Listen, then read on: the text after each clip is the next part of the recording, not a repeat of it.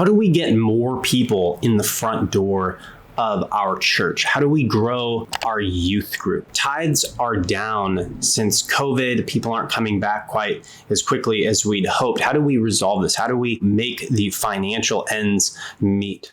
If these questions sound like you or your ministry team, you might be struggling with the number one way of thinking that is going to either hurt or completely stop your church growth.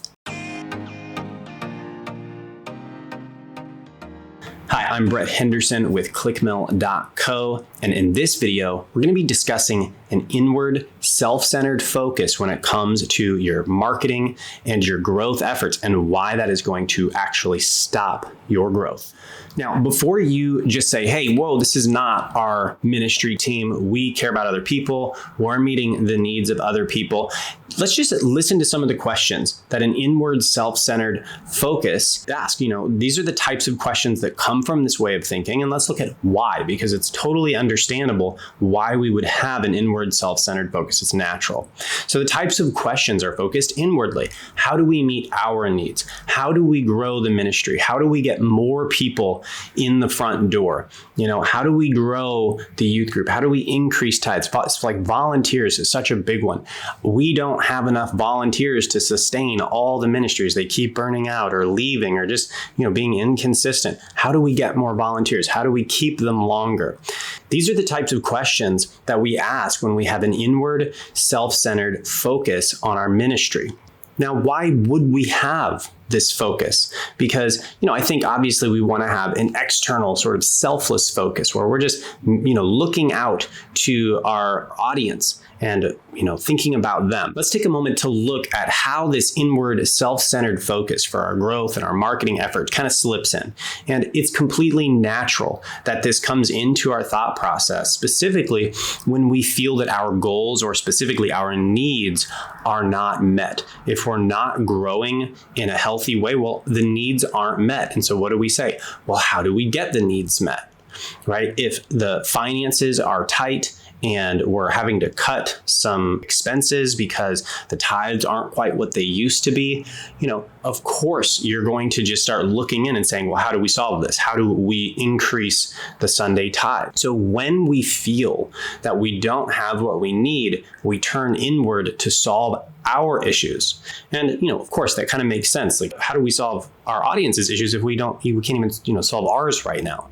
So it's completely understandable that this would happen. Now, if we kind of think about this is what we might call a scarcity mentality. There isn't enough.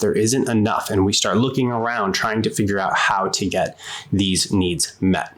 When this is the case, the first step in kind of solving this and getting out of this inward self-centered focus is understanding that there are ministries out there who don't have this problem. They have what they need. They have an abundance. They have more than they need. Now, obviously, it's not about abundance. It's not about wealth or anything like that. But it is easier to do ministry when you have what you need, when you can cover the bills, when you don't have to cut back on certain things that are nice to have, when you have enough people coming in the front door to sustain those healthy growth goals. If we want to attain healthy growth, if we want to have these needs met, let's look at a couple ministries. I have two examples that I want to show you who are getting the results that we want to get. And one passage of scripture that I think is going to wrap this up. And this is a marketing video, but all of our marketing here at Clickmill is based in the Bible because that's what this is all about. It's all scripturally based. And so I want to bring it back to Jesus' ministry and show you how Jesus is getting thousands of people to follow him through the Judean wilderness. And if he can do that, we should surely be able to get people to follow us to church and how to do it. So with that, let's go with the first story. This is a church that I visited, not for any kind of marketing purposes. I was just visiting this church with my family, and we walk in. I think it was like a gymnasium that, had chairs in it. So about that size. And this place is packed shoulder to shoulder. It was standing room only, except nobody was standing. They're all sitting, crisscross applesauce on the ground, which was, wait a minute, what's happening here? And to make it even more odd, there were no chairs. There was no instruments on the stage. There's no lights. There's no microphone. There's no electricity going on. The pastor isn't on the stage. He's sitting on the ground in front of the audience. And, to me, I walk in and I'm kind of like, whoa, what's happening? I think I stumbled into some kind of cult meeting or something. But anyway, so it turns out this ministry had missionaries on the ground in Africa. And these missionaries were talking about the difficulties and the struggles that this village was having. And particularly, they had started this church, in this hut or whatever it is. And so what the ministry was saying is, listen, we don't get the niceties of Western ministry until this tribe also has the things that they need. If we want chairs, then they get chairs. They don't have to sit in the dirt anymore. If we want microphones so that you can hear me speak, then they need a microphone and electricity. And if I remember correctly, this village was close enough to kind of town or city or something where they could get it. It was just a matter of financial resources. And so this ministry tied itself, and the leader said, we can't do it without you guys. And yeah, it's going to take some sacrifice and we're all going to be uncomfortable in here, but this is what we're doing. And this was so weird. I thought about this for a long time. Years, trying to really work out what was happening. So they had been doing this for a while, but why would people continue to show up? Why was this church growing with such an extreme ministry position?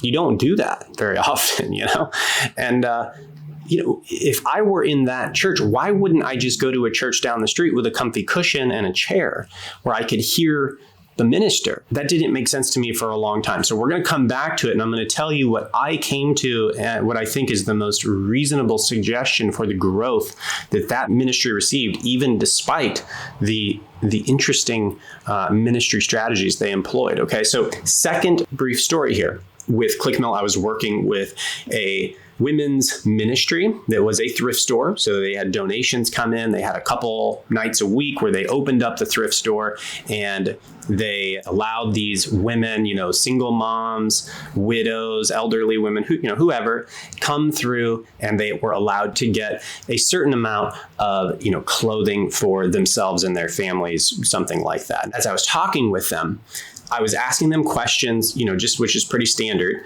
but well, tell me more about this. Tell me more about that. So you need marketing in this area, but do you, how are you doing with volunteers? Are you having any issues with the number of volunteers you have? Or is that an area we would like to try to target in and improve on? And they said, no, we have plenty of volunteers. We have more volunteers than we need. We have so many volunteers. We had to put a limit on it to stop the volunteers from crowding us, basically. These volunteers this is what I'm hearing, they're so enthusiastic, they're beating down your door to volunteer. Who's ever heard of that?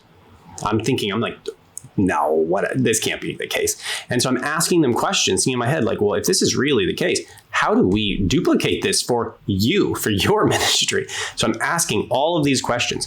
And it turns out they don't have a place. So they kind of stumbled onto this, but they don't have a place to store all of these clothes. It was just kind of impromptu. People started donating things and they started giving it away. So they couldn't keep this stuff. So whatever was not given out through the ministry providing for these women in need, the volunteers got to go through and get what they needed. As it turns out, apparently the volunteers had this need, and so they were enthusiastic because, they gave a couple hours of their time a couple times a week, but, they also got their needs met. So they did not have any kind of volunteer problems. They had more than they need. They had to limit it. And so all of this just goes to show that if have an inward self-centered focus and we don't quite have what we need, first and foremost, there's a world out there where ministries have more than they need, and you can as well. You can have what you need to do ministry. And the only question is, what are the strategies those ministries are employing to get to that place? I want to finish and kind of wrap up here with a passage of scripture from Matthew 4, and I'm going to read it here to you. Matthew 4, 23 through 25. And in my opinion, this is probably one of the most profound biblical passages on influence I've ever found.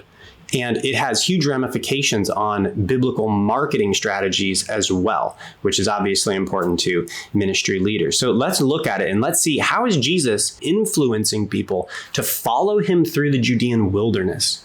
Because how do we get people to follow us just at church? How do we just grow the church? I mean, surely if he can do this, we can too. So let's look. It's verse 23 here, Matthew 4:23. Jesus went through Galilee, teaching in their synagogues, proclaiming the good news of the kingdom, and healing every disease and sickness among the people. News about him spread all over Syria, and people brought to him all who were ill with various diseases, those suffering severe pain, the demon-possessed, those having seizures, and the paralyzed. And he healed them. Large crowds from Galilee, the Decapolis, Jerusalem, Judea, and the region across the Jordan followed him. So we have all of these people following Jesus. And my question, as I kind of came across this and started thinking about, why are they following him? He's got all these people following him around the country. Why are they following him? So we see what he's doing. He's doing two things. It says in 23, he's teaching in their synagogues and he's proclaiming the good news of the kingdom. That's one thing. Second thing is he's healing every disease and sickness among the people. So are the people following him because they love his teaching, or are they following him because he's healing them and meeting their needs? Now, as a former youth pastor and someone who went to school for ministry, I want to believe that these people are following around because they love his teaching. When I was a youth ministry director, when I was a youth pastor for a couple of years, I would love to think that the kids came to hear the truth of the gospel, but they didn't. That was the side act, right? They came because when they showed up at youth group, they felt cared for. They felt like they had a purpose. They felt like they had a place to belong that was safe. Okay. Now, let's see if that's true here in the scripture. That's my experience, even though I want to think that the teaching is the important thing here. Now, news about him spread all over Syria. Now, I think a little side note here. How did the news spread? Did a tweet go viral? Was he on the front page of the newspaper? Jesus heals thousands, No, of course not. The people walked all over the country. They walked themselves all over the country, grabbed their friends and said, this guy, either teaching or healing or both, he's doing this thing that's amazing. You have to come see him. Let's go, right? And this is called word of mouth marketing in marketing lingo today. So people are going all over Syria. And they're getting people for Jesus, doing his marketing for him, word of mouth marketing. And it says, and the people brought to him all who were ill with various diseases, those suffering severe pain, the demon possessed, those having seizures, paralyzed, and he healed them. So which of the two things Jesus was doing was generating the growth? The preaching or the teaching, or the meeting of the needs? Okay. Now, we don't see anything in this second verse that the people who wanted to learn, the people who were academic, the uneducated, whoever, nobody intellectually here are coming to hear Jesus. They are the people who are hurting, the sick, the people who are unwell, and they have a need that needs to be met. And they see, oh, that guy over there can meet the need. I'll go to him. So Jesus is meeting needs and preaching.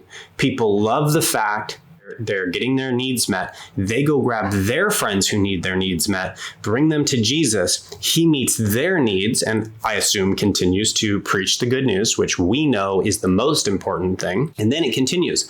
So he heals the second round of people that came from all over Syria. Large crowds from Galilee, verse 25, large crowds from Galilee, the Decapolis, Jerusalem, Judea, and the regions all across the Jordan followed him. So he heals the second round of people from all over Syria. And then what happens? Those people go out to everywhere and get all of their friends. And now Jesus has this huge following him around Israel. So this said, Jesus isn't asking questions like, how do I grow my following to follow me through the desert? No, he's saying, how do I meet the most deeply felt needs? How do I solve the biggest problems in these people's lives? And I think emphasis on biggest. Oh, you're blind? What would you like me to do for you? Well, I'm blind. I want my blindness healed. Okay, your blindness is healed. He didn't heal his back pain. He didn't oh, your finger hurt. Like, no, he healed the main thing. And so in our ministry, in your ministry, to counteract this inward self-centered focus that gets our eyes off of the needs of the people, what we have to do is we have to reject it and just start focusing on what does our audience need. Because counterintuitively, when we start looking at their needs and they feel cared for, they'll show up. And this is exactly what it seems to me is happening in both of the examples I gave to you. In the example with the church, we are in a culture that is no longer Christian. We're in a postmodern culture that says there's no truth, words have no meaning, your life is meaningless as well, because what? There is no God. You evolved from a puddle of primordial soup, and you came from a clam, and when you die, you will just it won't even be black. You'll just cease to exist. This is what our culture is pushing everywhere. And the family unit is breaking down. There's more disorder in families and communities than ever before. Where do people get purpose? Where do they get a vision? Where do they get a mission? What are they living for, right? Well, in this ministry, they said, we're going to do something really impactful. We're going to do it for someone else. And we're all going to sacrifice until we get the result that God's called us to get for this tribe in Africa. Well, that is a very powerful call to a purpose and a vision and a mission. And apparently a lot of people resonated with that. And so again, the church is meeting the needs of the people for purpose and mission and vision and action. Frankly, we're going to do something. We're going to take ownership, and you're doing it with us. People need that in their life. Now, secondly, in the example of the women's thrift store, this is pretty straightforward. We're meeting the needs of the women who are volunteering. And actually, the ladies who are going through the ministry were becoming the volunteers because they were so grateful that the ministry helped them, and they realized, well, I volunteer and I still get to participate in getting my needs met. Why wouldn't I do that? And so the ministry is meeting the needs of these volunteers, and we have no idea what is going on with these volunteers. Maybe this ministry is just really taking care of them and their kids, and they're so excited to help. And to kind of wrap this up, what I think is so powerful about this way of doing marketing, not focusing inward, self-centered focus, but focusing outward on people's needs and meeting needs and solving the biggest problems that they have, is that we didn't go into ministry. You didn't go into ministry to be a marketer, to do web design and SEO and, put a billboard over your church or something. Those are all the things that we just feel like we have to do, that we just kind of didn't realize that's what we were getting into ministry, and we just, inherited.